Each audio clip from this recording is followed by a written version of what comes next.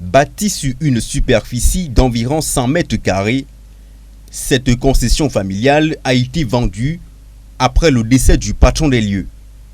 La vente a été organisée par les tantes de cette dame sans son consentement, alors que sa défunte mère faisait partie des indivisaires. Moi, ma maman était la deuxième fille de ce monsieur Kondok Mabo Paul, qui était mon grand-père.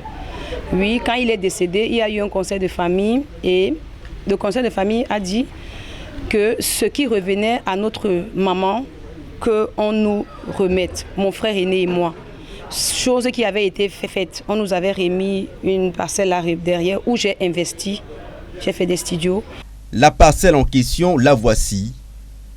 4 studios y ont été construits, mais aujourd'hui, elles n'en bénéficient plus.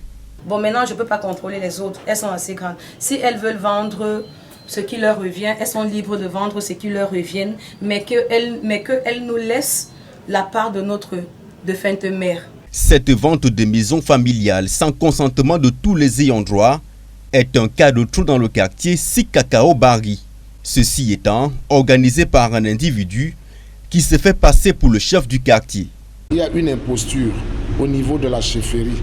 Lui se fiche carrément des instructions de l'autorité administrative qui facilite les ventes par le décernement de ce qu'on appelle le certificat d'occupation, qui est un papier qui n'a aucune valeur juridique, qui relève d'une organisation interne du quartier et qui finit par aguicher les acheteurs quand vous arrivez.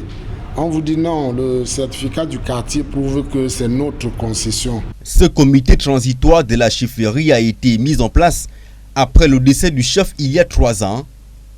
La vacance au sein de la chefferie suscite des usurpateurs. L'affaire a été portée auprès des autorités administratives, notamment le sous-préfet du 5e arrondissement de Douala.